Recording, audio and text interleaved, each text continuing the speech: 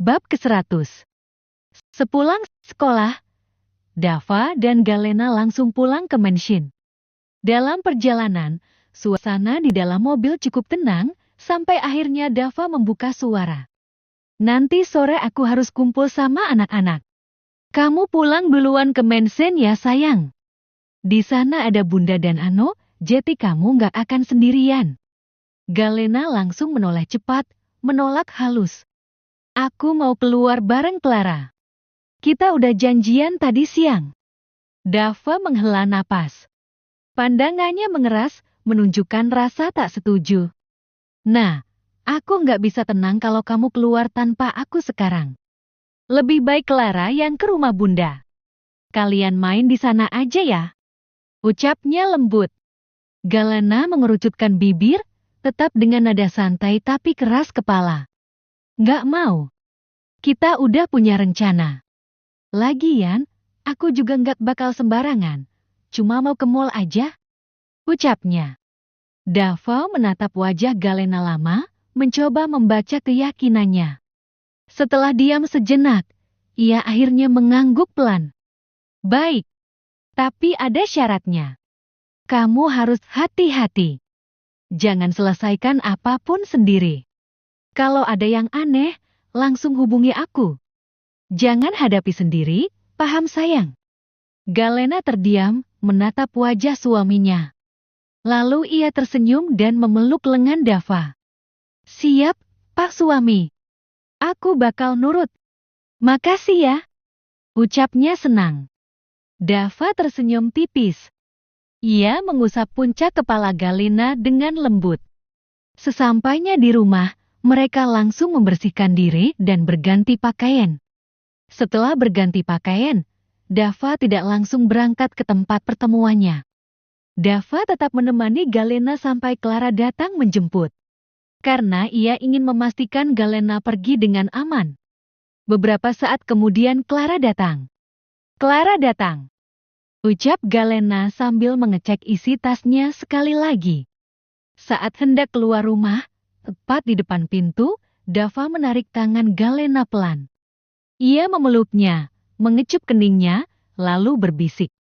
"Jangan lupa apa yang aku bilang tadi di mobil, kontak aku kalau terjadi apa-apa," bisik Dava sambil memeluk dan mencium istrinya penuh sayang. Clara yang melihat pemandangan itu dulu pamit Galena pada Dava. Dava mengangguk. "Hati-hati." Mobil pun melaju, membawa Galena dan Clara pergi. Sementara itu, Dava pun berangkat ke suatu tempat yang sudah lama tidak ia kunjungi. Tempat itu penuh kenangan dan kini akan menjadi markas baru untuk misi-misi mereka. Di sisi lain, di dalam mobil yang dikendarai Clara, suasana santai mulai berubah jadi tegang. "Clara, lo lihat kaca spion nggak?" tanya Galena dengan mata waspada. "Iya, dari tadi mobil itu ngikutin kita," jawab Clara sambil melirik ke spion. Mereka saling pandang. Clara langsung menekan pedal gas lebih dalam. "Gue ngebut." "Siap-siap ya." Galena menoleh ke belakang. "Masih ngikut?" "Ngebut lagi, Clay." Mobil melaju kencang menembus jalanan kota. Saat memasuki kawasan mall yang ramai, Clara bermanuver tajam, membelok dan menyelinap ke barisan mobil-mobil yang sudah terparkir. "Matikan mesin. Turunin badan," perintah Galena cepat. Beberapa detik kemudian, dua mobil hitam melaju melewati area parkir. Galena dan Clara menahan napas, bersembunyi di balik dashboard. Setelah jalanan kembali sepi, mereka saling lirik, lalu tertawa pelan dan menepuk tangan satu sama lain. "Nice move, Cla. Teamwork, men," jawab Clara sambil tersenyum bangga. Namun di salah satu mobil pengejar, seorang pria tampak kesal. Ia duduk di kursi penumpang depan, wajahnya menegang menatap jalanan yang kini sudah kosong. Mobil hitam mereka sempat membuntuti kendaraan yang ditumpangi Galena dan Clara, tapi kini tak ada satupun jejak yang bisa mereka temukan. Dengan gerakan cepat namun penuh frustasi, pria itu mengangkat ponselnya dan menekan nomor yang sudah sangat ia hafal. Suaranya berat saat napasnya tertahan, menunggu sambungan tersambung. Setelah beberapa detik, suara dari seberang menjawab. Tenang, dingin, tapi terasa seperti baja yang tajam. Ya. Pria itu menelan ludah sebelum berbicara, mencoba menjaga agar suaranya tak terdengar panik. Target menghilang. Mereka memanfaatkan keramaian di depan mall. Kami kehilangan jejak. Hening mengisi sela percakapan. Hanya suara mesin mobil dan deru napas gugup yang terdengar. Kemudian, suara dari seberang kembali terdengar, masih dengan ketenangan yang justru membuat tekanan semakin kuat. Ada kontak visual terakhir. Terakhir terlihat saat belokan sebelum parkiran. Setelah itu, kosong. Mereka menatap ke arah parkiran untuk terakhir kali, memastikan bahwa mobil yang mereka ikuti benar-benar tak lagi terlihat. Bos kita lebih peduli dari kelihatannya. Gumamnya pelan, namun ia tetap tak beranjak dari tempat itu, seolah masih berharap menemukan petunjuk yang tersisa. Sementara itu, di sudut kota yang berbeda, di dalam ruangan minimalis yang sepi dan remang, seorang pria duduk sendirian. Ia bersandar pada kursi kulit hitam, satu tangannya masih menggenggam ponsel yang baru saja ia letakkan. Layar ponsel menampilkan tulisan call ended, dan cahaya dari layar itu menyorot sebagian wajahnya yang tajam dan penuh ketegangan yang terpendam. Wajahnya nyaris tanpa ekspresi, tapi sorot matanya tajam, dalam, menyiratkan kecerdasan dan kemarahan yang tertahan. Ia meletakkan ponsel di meja, lalu meraih sebuah benda kecil berbentuk kapsul logam dari dalam laci di bawahnya. Ia menekannya perlahan. Klik. Sebuah layar transparan kecil menyala dari kapsul itu, menampilkan peta digital. Di peta itu, terlihat dua titik merah yang baru saja menghilang dari radar. Ia mendesis pelan. Terlalu cepat menghilang. Bukan gaya mereka. Gumamnya. Tangannya mengepal pada sandaran kursi, menguatkan diri menahan rasa tak puas. Ketukan terdengar di pintu.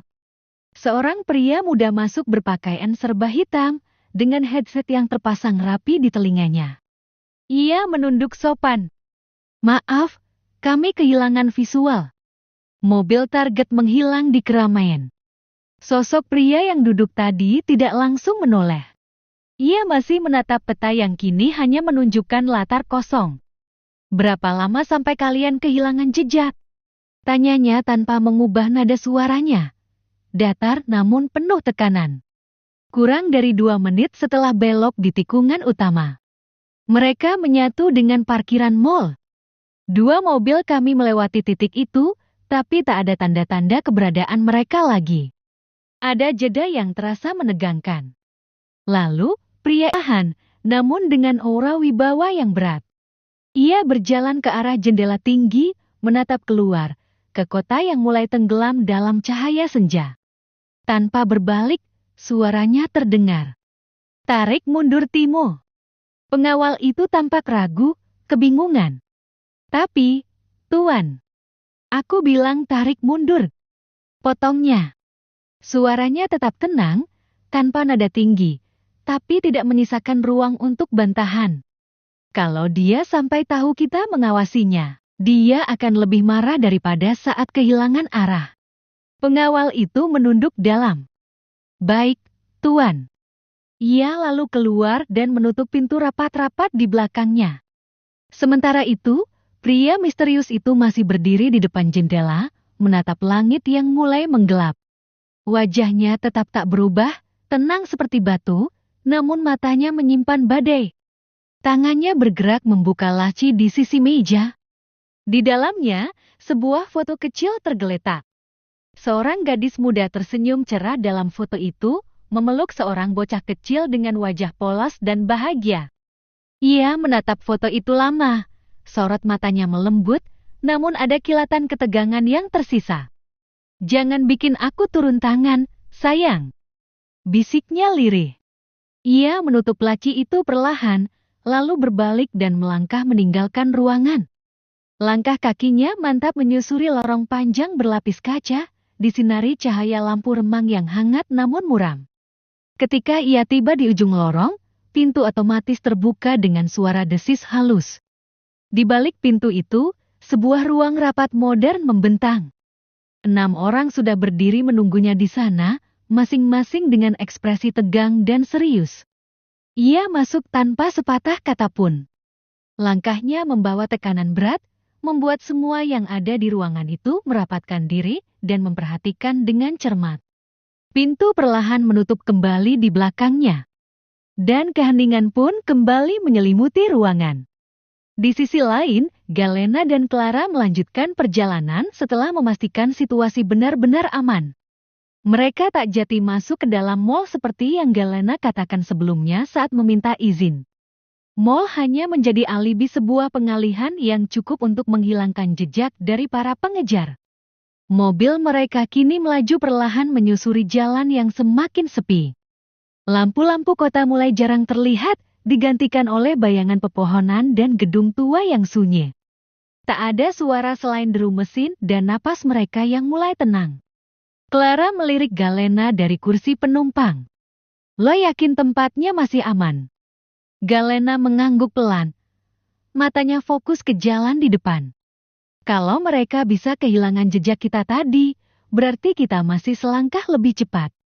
Jawabnya tenang, meski sorot matanya tetap waspada. Beberapa menit kemudian, mobil berhenti di depan sebuah bangunan tua yang tampak tak berpenghuni. Dindingnya ditutupi sulur tanaman liar, katnya mengelupas, dan gerbang besi yang menjulang tampak berkarat. Namun ada aura yang berbeda seolah tempat itu menyimpan kehidupan yang sengaja disembunyikan. Galena turun lebih dulu, diikuti Clara yang masih menatap sekeliling dengan rasa penasaran. Mereka membuka gerbang perlahan. Suaranya berderit, menggema di tengah kesunyian. Begitu melangkah ke dalam halaman, Clara menggumam pelan. Tempat ini kelihatan mati. Galena tersenyum samar. Tunggu saja. Tempat ini akan hidup kembali dengan kedatangan kita. Mereka masuk lebih dalam ke dalam bangunan itu, meninggalkan pintu gerbang yang kembali tertutup pelan di belakang mereka. Bayangan mereka menghilang di balik lorong gelap yang perlahan akan menjadi saksi bagi sesuatu yang besar dan mungkin berbahaya yang segera dimulai.